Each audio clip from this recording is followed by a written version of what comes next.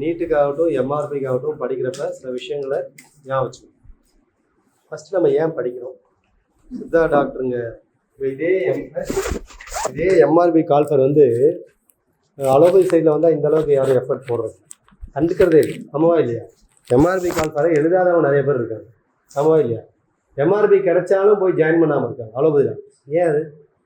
நம்ம எம்ஆர்பியை வந்து ஒரு என்ன சொல்கிறது, ஒரு வரம் மாதிரி பார்க்குறோம். ஆமாவா இல்லையா? சித்தா டாக்டரோட வாழ்க்கையில் ஒரு மிகப்பெரிய ஒளி விளக்கை ஏற்றக்கூடிய ஒரு நிகழ்ச்சியை அதை பார்க்கும். ஆமாவா இல்லையா? ஏன் அந்த மாதிரி? ஏன் என்ன ரீசன்? ப்ரைவேட்டாக போனால் தர்மடி விடுது சார். ப்ரைவேட்டாக அவ்வளோ சீக்கிரம் எஸ்டாப்ளிஷ் பண்ண முடியறது இல்லை. அதுதான் ரீசன் இல்லையா? வேறு ஏதாவது ரீசன் இருக்கா? ஆக்சுவலாக உண்மை அப்படி இல்லை. நம்ம டாக்டர் சேலரிங்க நிறையா வருது. எடுத்தோடனே 1 lakh வந்துடுது சார் இல்லையா? ப்ரைவேட்டாக ப்ராக்டிஸ் பண்ணால் 1 lakh டக்குன்னு ஏர்ன் பண்ண முடியாது. ஓகேவா? அது அப்படி தான் ரீசன் சொல்லலாம். சரி, அது உங்களோட தாட்ஸாக இருக்கலாம். ஆனால் இப்போ நம்ம டாக்டர்ஸ்லேயே நிறைய பேர் உங்கள் கிளாஸ்மேட்ஸோ இல்லை உங்கள் ஃப்ரெண்ட்ஸோ தெரிஞ்சவங்களே இருக்கலாம். கிளினிக்கை போட்டு எஸ்டாப்ளிஷ் பண்ணவங்களும் இருக்காங்க. கிளினிக்கை போட்டு ஒரு ஷார்ட் பீரியடில் கிளினிக்கை போட்டு எஸ்டாப்ளிஷ் பண்ணி அதில் ஏர்ன் பண்ணுறவங்களும் இருக்காங்க. அது ஒரு பேஷன் தான், ஒரு மைண்ட் செட்டு தான் அது. நீங்கள் உங்கள் மைண்ட் செட்டு எப்படி இருக்கோ அதை பொறுத்து தான். நீங்கள் வந்து உங்கள் மைண்ட் செட்டை நான் கவர்மெண்ட் வேலை வாங்கினா தான் சம்பாதிக்க முடியும் அப்படின்னு நீங்கள் மைண்ட் செட் பண்ணி வச்சுருந்தீங்கன்னா அது ஒன்றும் பண்ண முடியாது. உங்களோட மைண்ட் செட்டு தான் அதுக்கு ரீசன். எப்படி போனாலும் ப்ரைவேட் ப்ராக்டிஸாக பண்ணி இதே 1 lakh ஏர்ன் பண்ணுற உங்கள் ஃப்ரெண்ட்ஸே உங்களுக்கு இருக்காங்க. எனக்கு தெரிஞ்சு ஃப்ரெஷர்ஸே சில பேர் முடிச்சுட்டு போய் டக்குன்னு கிளினிக் வச்சு ஏர்ன் பண்ணுறவங்களாம் இருக்காங்க. இந்த நிறைய நம்ம சித்தா குரூப்லாம் பார்க்குறோம்ல, குரூப்பில் பேசுகிறப்பெல்லாம் கிளினிக்கை வச்சு ஜஸ்ட் எஸ்டாப்ளிஷ் பண்ணவங்களாம் இருக்காங்க. எம்ஆர்பி வந்தாலும் அதில் அவங்க எழுதுறதுக்கு நேரம் இல்லாமல் இருக்கவங்களாம் இருக்காங்க. எம்ஆர்பி வந்து அவங்க ப்ராக்டிஸில் அவங்க திக்காக இருக்காங்கன்றதுனால எழுதுறதுக்கு நேரம். பட் நம்ம மைண்ட் செட் அப்படி அதில் ஸ்ட்ராங்காக இருக்குன்றதுனால அதை நான் ஒன்றும் தப்பு சொல்கிறேன். ஆனால் வேற அந்த எம்ஆர்பியை வாங்கணும்னா சும்மாவும் நீட்டோ சரி, நீட்டு நேஷனல் இன்ஸ்டியூட்லையோ இல்லை எம்ஆர்பியை வாங்கணும்னா சும்மானாச்சும் போய் வாங்கிட முடியும்.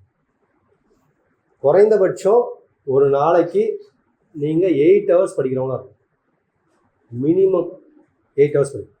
சரி, இப்போ கால்ஃபார் வந்துருச்சுன்னா, கால்ஃபார் வரப்போது ஒரு 3 மாதம் இருக்குது, இல்லை நீட்டுக்கு ஒரு 6 மாதம் இருக்குது அப்படின்னா நீங்கள் மற்ற எந்த வேலையும் செய்யக்கூடாது. முழு நேரம் எந்த வேலை மட்டும் தான் செய்யணும்? படிக்கிற வேலை மட்டும் தான் செய்யணும். நான் பார்ட் டைம் அதை பண்ணுறேன் இதை பண்ணுறேன் சைட்டில் இதை பண்ணுறேன் அப்படின்னா பண்ண முடியாது. ஈவன் நீங்கள் ஹவுஸ் ஒய்ஃபாக இருந்தீங்கன்னா கூட பரவாயில்ல, ஒரு நாளைக்கு எத்தனை மணி நேரம் படிக்கணும்? 8 hours படித்தாதான் நேஷனல் இன்ஸ்டியூட்டில் நீட்டோ இல்லை எம்ஆர்பியோ வாங்க முடியும். ஸோ அதுக்கு அவ்வளோ எஃபர்ட் போடுறவங்க மட்டும்தான் உள்ளே வராங்க. ஏன்னா நான் கிட்டத்தட்ட இத்தனை வருஷமாக பார்த்ததில் தெரியுது. சரி, ஃபஸ்ட்டு நீங்கள் படிக்க உட்கார்றப்ப மைண்ட் செட்டு நான் ஆல்ரெடி நிறைய சொல்லியிருக்கேன். எந்த காரணத்துக்கு கொண்டும் சுய மதிப்பீடு இருக்கக்கூடாது. சுய மதிப்பீடுனா ஒரு புக்கை எடுத்துகிட்டு நான் இந்த புக்கை படித்தேன் படிக்கல, அந்த புக்கை இவ்வளோ முடித்தேன், இந்த புக்கை இவ்வளோ முடித்தேன், ஃபஸ்ட் இயர்லேருந்து ஆரம்பிக்கிறேன், முடிச்சுட்டு போய் செகண்ட் இயர் முடிக்க தேர்ட் இயர், அப்படி லைனிங்கே இருக்கக்கூடாது. அது வந்து எல்லாரும் பண்ற தப்பு. எல்லாரும் என்ன பண்ணுறேன், நான் பொது மருத்துவம் புக்கை முடிச்சுட்டு அடுத்து அறுவை மருத்துவம் புக்கை எடுக்கலான்னு இருக்கேன் அப்படின்னு வச்சுக்கோங்களேன். பொது மருத்துவம் புக்கே முடிக்க முடியாது. ஏன்னா பொது மருத்துவம் புக்கில் அவ்வளோ டீப்பாக இருக்குது விஷயம். சரிங்களா? அவ்வளோ டீப்பாக விஷயம். பட் ஆனால் அதுலேயுமே நாங்கள் வந்து ஸ்கெலிட்டன் மாதிரி அதில் எல்லாம் எடுத்து வச்சுருக்கோம். எதெல்லாம் படிக்கணும், எதெல்லாம் படிக்கக்கூடாது.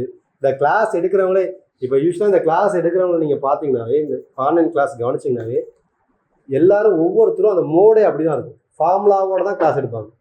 ஒரு விஷயத்த சொன்னால் அந்த விஷயத்தை எப்படி ஞாபகம் வச்சுக்கணும்னு தான் கிளாஸே எடுப்பாங்க. மற்றபடி இதில் சயின்டிஃபிக்காக எது உங்களுக்கு தெரியணும் தெரியாதுன்ற மாதிரிலாம் இருக்காது. ஓகேவா? இது ஒரு உங்களுக்கு ஆராய்ச்சி பூர்வமாக ஒரு விஷயத்தை புரிய வைக்கிறதுக்காக எங்கள் கிளாஸ் எடுக்கல. ஒரு விஷயம் கிளாஸ் எடுக்கிறப்பே அதை எப்படி ஞாபகம் வச்சுக்கலாம், எப்படி அதை ப்ரெசென்ட் பண்ணலான்னு தான் கிளாஸே எடுப்பாங்க. ஸோ அப்படி இருக்கிறப்ப உங்களோட ஸ்டடி வே ஆஃப் ஸ்டடியே ஒரு டெக்னிக்கல் ஸ்டடியாக இருக்கும்.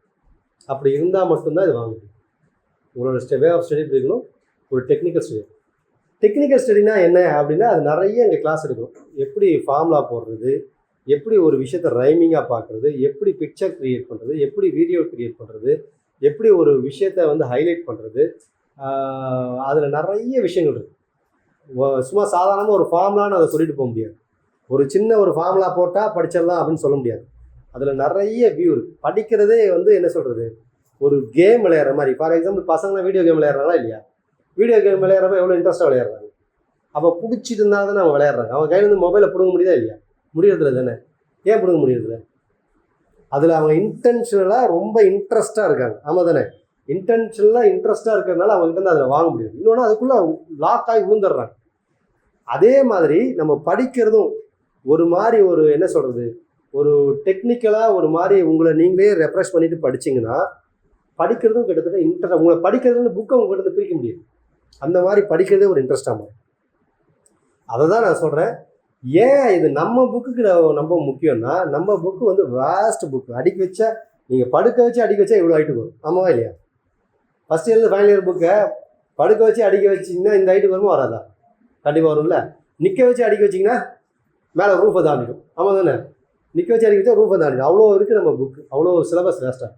ஸோ அதில் எங்கே கொஷின் ஃபாலின் ஆகும்னு தெரியாது. சரி, இது எல்லாருக்கும் தானே சார் பிரச்சனை அப்படின்னா, ஒரு சிவில் சர்வீஸுக்கோ இல்லை ஒரு குரூப் ஒன்றுக்கோ படிக்கிறவங்களுக்கு இந்த அளவுக்கு ப்ரெஷர் இல்லை. ஏன் ப்ரெஷர் இல்லைன்னா, அதில் எல்லாமே ஒரு லாஜிக், எல்லாமே ஒரு என்ன ஒரு ஃபார்மட்டோடு இருக்குது. ஆனால் நம்ம புக்கில் நம்ம சித்தர் கான்செப்ட், நம்ம சித்தா புக்ஸில் கூட அந்த மாதிரி ஒரு லாஜிக் கிடையாது. இதில் நிறைய விஷயங்கள் என்ன தான் இருக்குது, மெமரைஸ் பண்ண வேண்டிய விஷயங்கள் தான் நிறைய இருக்குது. அதுக்கு நம்ம உள்ளே இறங்கணும். இறங்கினா தான் நம்மளை அதில் போய் சாதிக்க முடியும். ஸோ அப்படி அந்த மாதிரி இறங்குறதுக்கு இந்த மாதிரி ஒரு நிறைய டெக்னிக்ஸ் தான். அதை தான் நான் திரும்ப திரும்ப சொல்கிறேன். நிறைய இந்த சிவில் சர்வீஸ் கோச்சிங் போகிறப்பலாம் என்ன சொல்லுவாங்கன்னா, 20% ஹார்ட் ஒர்க், 80% பெனிஃபிட். அதே மாதிரி 80% ஹார்ட் ஒர்க், only 20% பெனிஃபிட். நீங்கள் ஹார்ட் ஒர்க்கை போடுறது முக்கியம் கிடையாது. அந்த ஹார்ட் ஒர்க்கில் ஒன்று என்னவா மாறணும், பாயிண்ட்ஸாக மாறணும், ஒன்று உங்களுக்கு மார்க்காக மாறணும். ஸோ அந்த மாதிரி. சரி, அப்போ உங்களுக்கு எதை படிக்கணும் எதை படிக்கக்கூடாதுன்னு தெரியும். ப்ரிப்பரேஷன் ஸ்டார்ட் பண்ணுறப்பே ஒரு கொஷின் பேப்பர் எடுக்கிறாங்க இல்லையா, செட்டர், ஒரு கொஷின் பேப்பர் எடுக்கிறவங்க ஒரு செட்டர் மைண்ட் செட்டில் இருக்குது. அந்த மாதிரி தான் படிக்கணும். செட்டர் மைண்ட் செட்டோட இதை இப்படி கேட்கலாம், இப்படி கேட்டால் இப்படி சாய்ஸ் வரும், இப்படி கேட்டால் இப்படி சாய்ஸ் வரும் அப்படின்னு ஒரு செட்டர் மைண்ட் செட்டோடு படிக்கணும். புக்கை படிக்கிறப்ப எப்படி படிக்கணும், கொஷின் பேப்பர் செட்டர் மைண்ட் செட்டோடு படிக்கணும். சரி, அப்படி கொஷின் பேப்பர் செட்டர் மைண்ட் செட்டில் படிச்சிங்கன்னா உங்களுக்கு என்ன தான் படிக்க தோணும், சாய்ஸபிள் பாயிண்ட்டை மட்டும்தான் படிக்க தோணும் இல்லையா. சாய்ஸபிள் இல்லாத பாயிண்ட்டை உங்களுக்கு படிக்கவே தோணாது. ஆமாவா இல்லையா? அப்பயே நிறைய பாயிண்ட் எலிமினேட் ஆகிடுமா. ஃபார் எக்ஸாம்பிள் தொடர்றது நம்ம ஆச்சில் ஒரு 4-5 லைன் புள்ளி ஸ்டாப்பே எல்லாம் போயிட்டே இருக்குன்னு வச்சுக்கோங்களேன். 4 or 5 லைன்ஸ் கண்டினியூவாக போகுது. அந்த 4 or 5 லைன்ஸை படிக்கிறதுனால என்ன யூஸ்? அதில் கொஷினே கேட்க முடியாதுல்ல. அனாதியான அருவமான அப்படின்னு ஸ்டார்ட் போயிட்டே இருக்கு. அப்போ அனாதியான அருவமானன்றதை படிச்சுட்டே போகிறதில்ல, அதில் உள்ள கொஷின் எழுறதுக்கு வாய்ப்பே இல்லை. அந்த மாதிரி. சரி, அதே மாதிரி டுவெல்லிங் ஏரியான்னு இருக்குது. அதாவது நம்ம மூழ்கக்கூடிய சில ஏரியாலாம் இருக்குது. அந்த ஏரியாவில் போய் மூழ்கிடக்கூடாது. எப்படி, ஃபார் எக்ஸாம்பிள் மூலிகை புக் எடுத்துக்கிட்டு இதில் எங்கெல்லாம் குடிநீர்னு இருக்கோ அதெல்லாம் நான் படிக்கிறேன் சார் அப்படின்ட்டு உட்காந்து குடிநீரெல்லாம் உட்காந்து டேபிள் போட்டுருக்கேன். அதே மாதிரி ஜூரிஸ் புக் எடுத்துக்கிட்டு இதில் வருஷங்கள் இருக்குல்ல சார், எந்த வருஷம் கேட்டாலும் நான் சொல்லுவேன் சார் அப்படின்னு சொல்லிட்டு அதில் இருக்கிற வருஷங்கள்லாம் எழுதி படிக்கிறது. வேறு பெயரில் நான் மாஸ்டர் சார், ஒரு வேறு பெயரை விட மாட்டேன் சார் அப்படின்னு சொல்லிட்டு எல்லா வேறு பேரும் உட்காந்து படிக்கிறது. இதெல்லாம் டுவெல்லிங் ஏரியா. சுரக்கோளில் என்ன கேள்வி கேட்டாலும் நான் சொல்லுவேன் சார் அப்படின்னு சொல்லிட்டு சுரக்கோளை உட்காந்து வரியாக அந்த வருஷம் சுரக்கோளில் கேள்வியே கேட்க மாட்டான். நீங்கள் அப்படி படிச்சுட்டு போகிற வருஷம் என்ன ஆகிடும், ஏன்னா கொஷின் கேட்குறவனுக்கும் ஒரு மனசாட்சி இருக்குல்ல, இது சுரக்கோளை கேட்டால் அவனுக்கு எழுத தெரியாதுன்ட்டு. சரியா? ஸோ அதனால் டுவெல்லிங் ஏரியான்னு சொல்லுவாங்க. நம்ம மூழ்கக்கூடிய ஏரியா நிறைய இருக்குது. அந்த மாதிரி ஏரியாவில் போய் மூழ்கிடக்கூடாது. அந்த மாதிரி நான் சொல்லுவேன். எதை படிக்கக்கூடாதுன்னு கேட்டால் நான் ஒரு 50 ஏரியா சொல்லுவேன். புக்கில் படிக்கக்கூடாத ஏரியாவே எவ்வளோ சொல்லுவேன், கிட்டத்தட்ட 50 ஏரியா சொல்லுவேன். அதே மாதிரி இதெல்லாம் படித்தே ஆகணும்னு சொல்லுவோம். அந்த மாதிரி 100 கான்செப்ட் வச்சுருக்கோம். நாங்கள் இங்கே 100 கான்செப்ட் வச்சுருக்கோம். 100-200 கான்செப்ட் வச்சுருக்கோம். மேஜராக 100 கான்செப்ட். அந்த 100 கான்செப்டை படிச்சுட்டு போயிட்டால் கண்டிப்பாக 50 கொஸ்டின் அடிக்கும். அந்த மாதிரி கான்செப்டை சொல்லி கான்செப்ட் நோட்டே டெவலப் பண்ணி வச்சுருக்கோம். கான்செப்ட் நோட்டே இங்கே இருக்குது. கான்செப்ட்னா என்ன, சில ஏரியாவை படித்தா அந்த ஏரியாவில் ஒரு கொஷின் வந்தே ஆகும். சித்தர்களும் அவர்களது நூல்களும் மட்டும் நீங்கள் படிச்சிங்கன்னா அதில் கண்டிப்பாக என்ன ஆகிடும், ஒரு கொஷின் வந்தே ஆகும். ஓகேவா? சிஎஸ்எஃப் இருக்கு இல்லையா, சிஎஸ்எஃப்பை மட்டும் படிச்சுட்டு போனீங்கன்னாவே அதில் ஒரு கொஷின் வந்தே ஆகும். சிஎஸ்எஃப்பை மட்டும் படிச்சுட்டு போனீங்கன்னா அதில் ஒரு கொஷின் வந்தே ஆகும். சரிங்களா? அந்த மாதிரி நீங்கள் அந்த ஏரியாவை பொறுத்து கொஷின் உறுதியாக வரும் வராதுன்றதை நம்ம முடிவு பண்ணலாம். சரிங்களா? அந்த மாதிரி கான்செப்ட் டெவலப் பண்ணிட்டு போயிட்டான். தீரும் தீராதவை இருக்கா இல்லையா? பெருவயிறு காமாலை இந்த ரெண்டுத்துல தீரும் தீராதவை ஒரு கொஸ்டின். பெருவயிறு காமாலை அப்படியும் போனால் ஒரு 4 இருக்கு. ஓகேவா? பெருவயிறு காமாலை, இன்னும் 2 என்னப்பா இருக்கு இந்த மாதிரி மேஜராக கேட்கக்கூடியது. ஊதல் நோய் மூலம். இந்த 4 படித்தா இன்னும் கான்வென்ட் ஆகிடலாம். இதில் தீரும் தீராதவை படித்தாங்க. சரியா? ஸோ இந்த மாதிரி தீரும் தீராதவையில் அது ஒரு கான்செப்ட். இந்த மாதிரி கான்செப்ட் ஒரு எவ்வளோக்கு எவ்வளோ கான்செப்ட் டெவலப் ஆகும். ஃபார் எக்ஸாம்பிள் நீங்கள் எம்ஆர்பியோ நீட்டுக்கோ போகிறவங்களா இருந்தால் நீங்கள் குறைஞ்சது ஒரு 500 கான்செப்ட் டெவலப் பண்ணின்னு சொன்னேன், உங்களுக்கு சீட் கிடச்சிச்சுன்னு 500 கான்செப்ட் டெவலப் பண்ணி. அது இல்லாமல் கார்ட் சிஸ்டம் நீங்கள் ஒன்று வச்சுருக்கோம். கார்ட் சிஸ்டம்னு கேள்விப்பட்டிருக்கீங்க இல்லையா? மேஜரான பாயிண்ட்ஸ் எல்லாம் கார்ட்ஸில் எழுதி ரிப்பீட்டாக படிச்சுட்டே இருக்காங்க. அந்த மாதிரி கார்ட் சிஸ்டம் அது இன்ட்ரெஸ்ட் ஆகிறவங்க கார்டு போட்டே சீட் வாங்கினவங்களாம் இருக்காங்க. ஒரு கார்டில் 10 பாயிண்ட் வர, அதுலேயும் எல்லா டுவெல்லிங்கில் போய் மாட்டிக்கூடாது. அதாவது எப்பயுமே ஒரு விஷயம் நல்லா வச்சுக்கோங்க, நாம் படிக்கிறோம், நம்ம சீட்டு வாங்குகிறோன்றது தான் உறுதியாக இருக்கணும் ஒழிய யாருக்கும் தெரியாத நான் படிக்கிறேன் அப்படின்னு இறங்கவே கூடாது.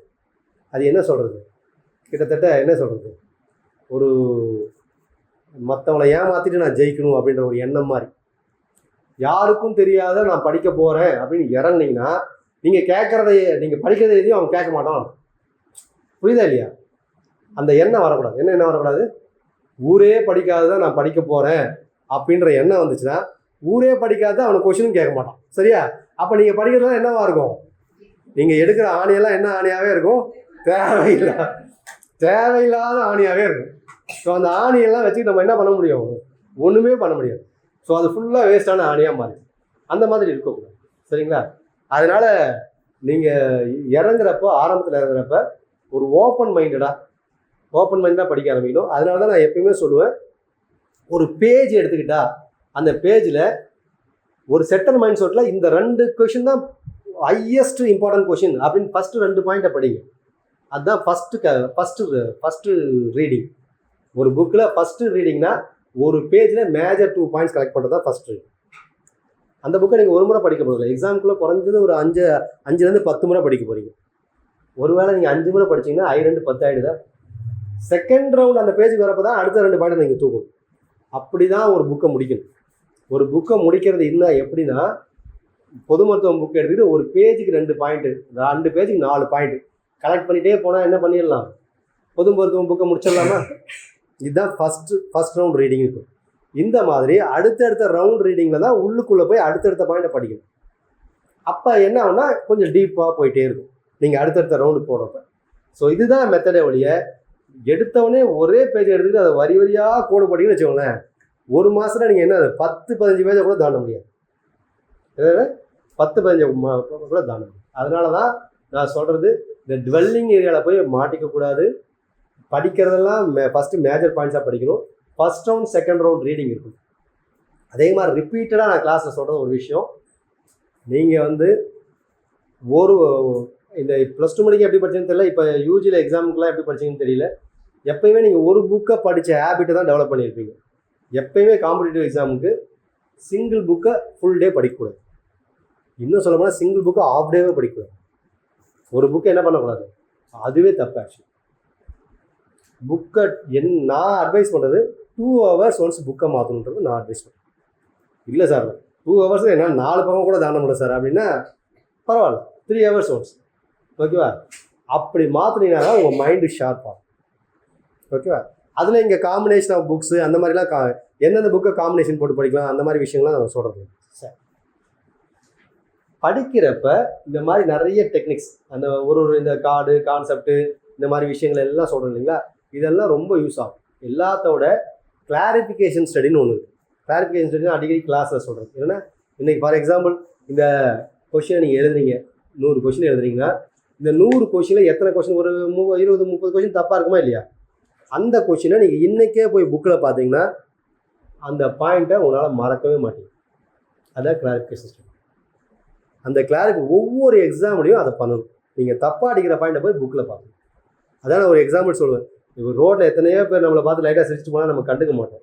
ஆனால் ஒருத்தன் பொலார்னு ஒரு அறை விட்டு போனான்னு வச்சுக்கோங்களேன், அவனை மறக்கவும் வாழ்க்கையில் எந்த இடத்துல அடித்தான், எப்படி அடித்தான், எதுக்காக அடித்தான், மைண்டு வாழ்க்கை ஃபுல்லாக ஞாபகம் வச்சுட்டே இருக்கும். ஆமாவா இல்லையா? அந்த மாதிரி தான் இந்த இது என்னது கிளாரிஃபிகேஷன் ஸ்டடி.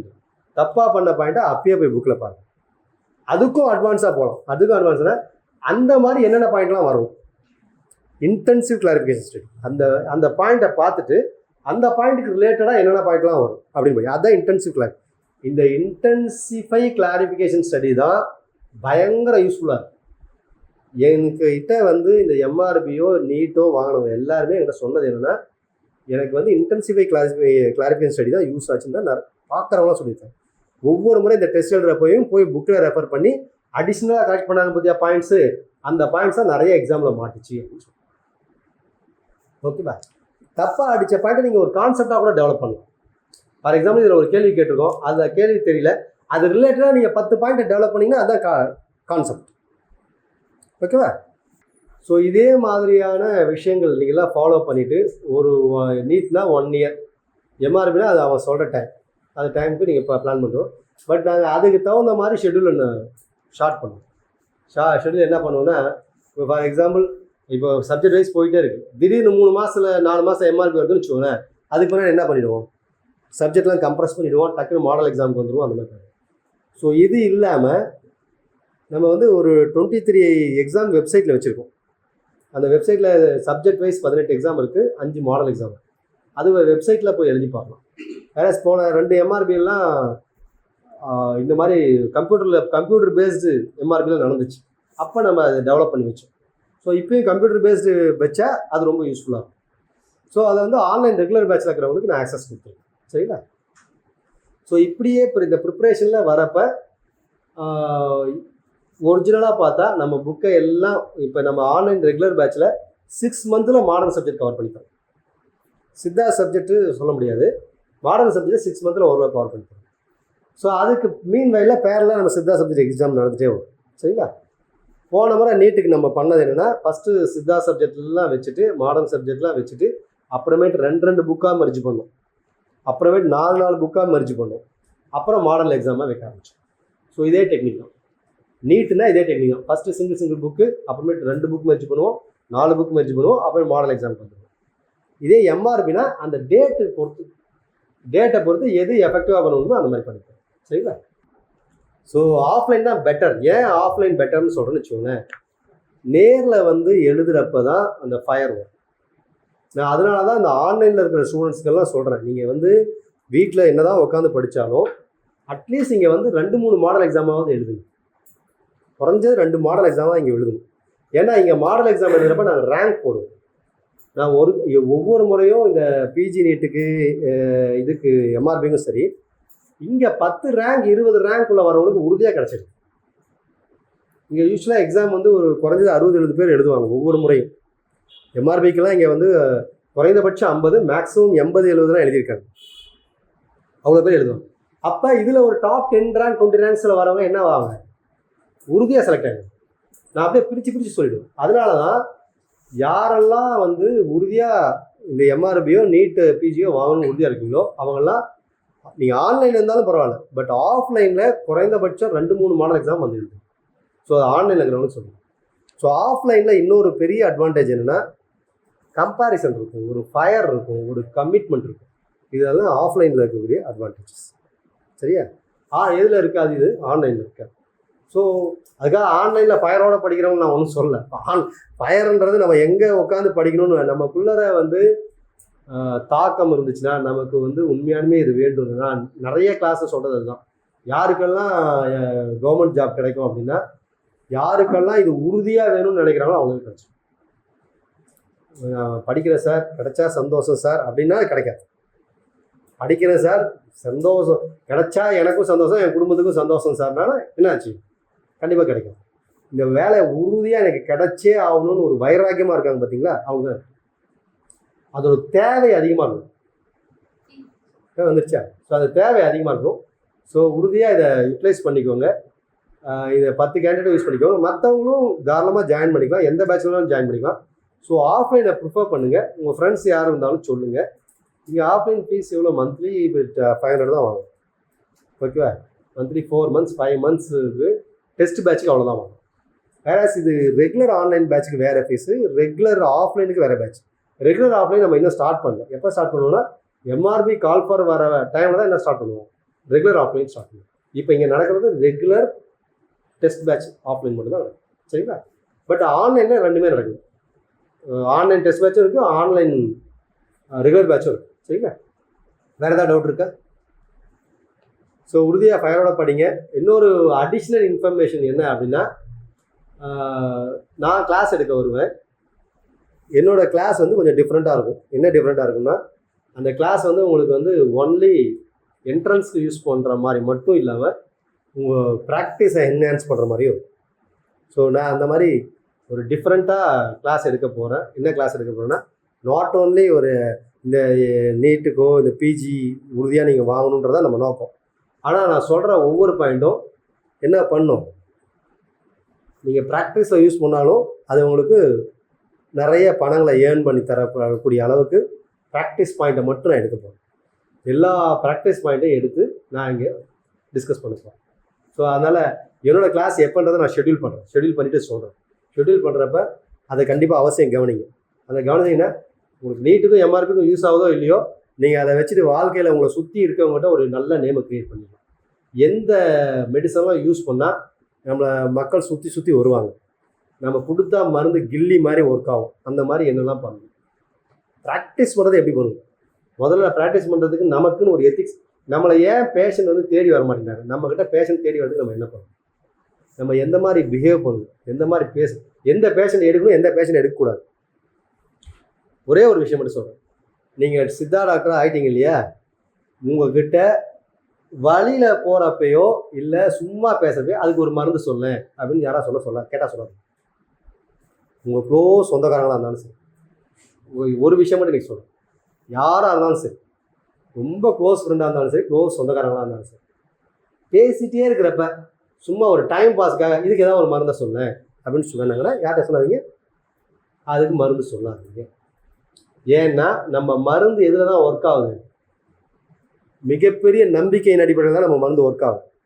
அப்போ நம்பிக்கையை நீங்கள் எங்கே கன்ஃபார்ம் பண்ணுவீங்கன்னா, உங்ககிட்ட ஒரு பேஷண்ட் வந்து உட்காந்தானா தான் என்ன அர்த்தம், இதுக்கு நீ மருந்து சொல்லு, நான் இதை வச்சு சரி பண்ணிக்கிறேன், இதுக்கு உங்ககிட்ட மருந்து எடுத்தாகணும்னு வராங்க பார்த்தியா, அவங்களுக்கு மட்டும் மருந்து சொல்லு. வழியில் பார்க்குறப்ப பேசுறது, ஃபோனில் பேசுகிறது, யாரோ எனக்கு இல்லை எங்கள் ஒன்று விட்ட மாமா பையனுக்கு அப்படின்னு கேட்குறது, இந்த மாதிரி கேஸ்க்கெலாம் என்ன சொல்லாதீங்க, மருந்து சொல்லாதீங்க.